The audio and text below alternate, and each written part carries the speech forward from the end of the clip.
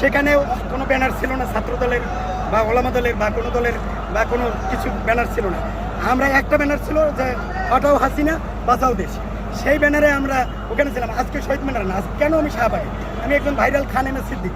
আমি এই জন্য আসছি যে ন্যাশনাল শীতে চাঁদাবাজি পিতে পার্টি, এই এনসিপি যেভাবে চাঁদাবাজি পার্টি নামে খ্যাত হয়েছে, এই চাঁদাবাজি পার্টি আর এই বিএনপি এক জিনিস না। আর ওই যে পাটোয়ারি, আমি তোরে বলি, এই নাসরুদ্দিন পাটোয়ারি, তুই ঠিক হয়ে যা, তোর মুরব্বী আমি, তুই হলো ছাত্র আর আমি হলো ছাত্রের জন্য তো আমি গার্জিয়ান।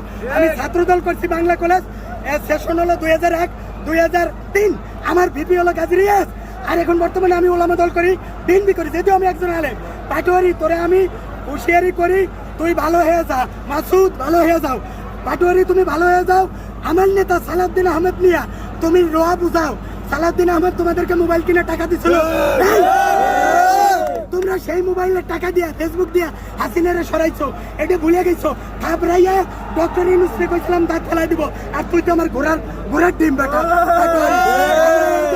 রাজনীতি শুকুরে 8 দিন এনসিপি করে, তোরা বিএনপি, এই কালাচুর একটা পাখি, এনসিপি একটা দল, আমরা হলো বাস পাখি, আমরা হলো তারেক রহমান, জিয়াউর রহমান, বেগম জিয়ার, খালেদা জিয়ার সৈনিক।